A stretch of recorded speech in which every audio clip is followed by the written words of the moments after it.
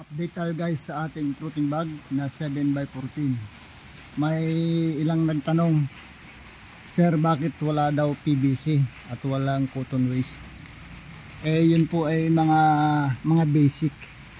Sobrang intensive labor, daming masyadong paikot-ikot.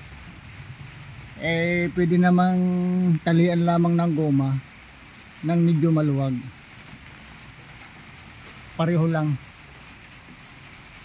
Saka napakarami mong gagamitin tao bago ka makadami. Yan po ay ako lang ang nagpunyan, nagtanim.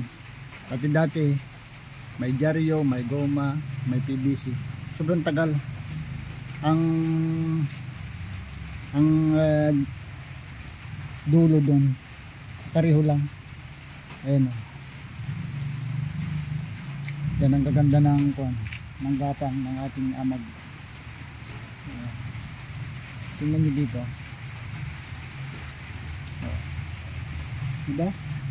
Pag yan ay ginawa, nilagyan mo ng PVC, nilagyan mo ng cotton waste, sobrang tagal.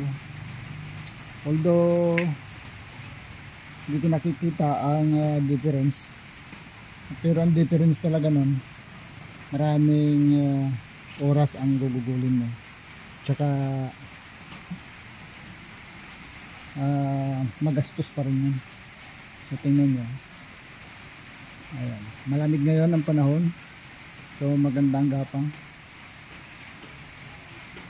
Ganon din sa ating mga bumubunga nakapag-harvest sa sinisis. At ayan, tingnan nyo dito sa mga lugar na may bunga. Ito mga luma na. Ayun o, may bunga siya. Tapos dun, tingnan nyo sa ilalim. Ayan o, mga may bunga. Diba? Kapag ka ang pagmamushroom ay tsinaga mo na aralin, marami kang matutuklasan na pwedeng gawin.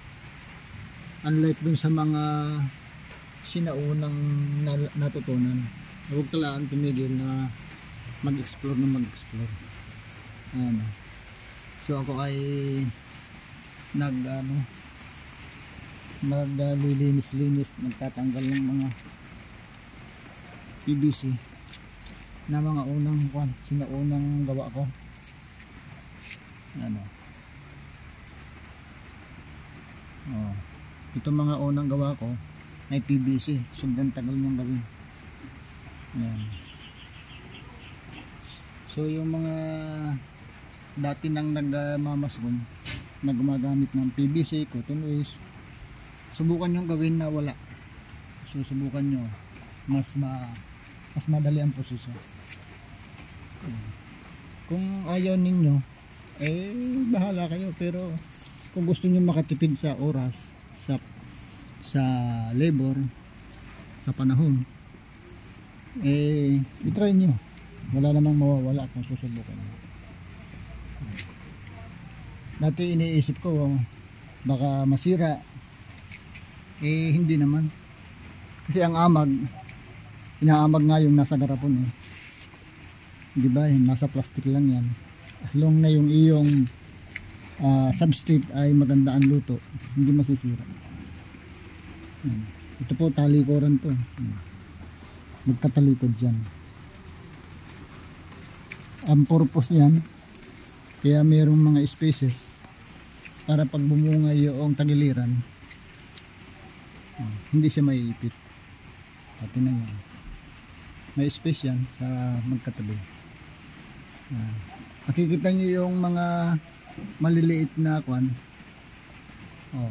matagal na itong fruiting bag na to, pero pagka tuloy-tuloy lang na maganda yung iyong fruiting bag, bubunga siya at bubunga.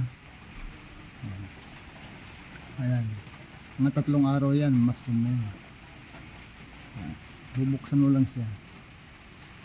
So marami tayong tips na mga pwedeng matutunan ng mga gustong magsimula ng mushroom farming. Tingnan nyo guys, may bagyo pero narito lang sa loob ng bahay. Diba? May sarili siyang bahay, hindi siya nauulanan, hindi siya naiinitan, hindi nababaha. So at the comfort of your home, meron kang business kahit pa paano nag-i-income ka. Okay guys, ito lamang ang pwede nating mai-share uli sa araw na ito, September 3. September 3 na ba ngayon o 4? Okay, pakishare na lang at pakipalo po para sa mas marami pang makaalam ng ating mga tips ng master. Thank you.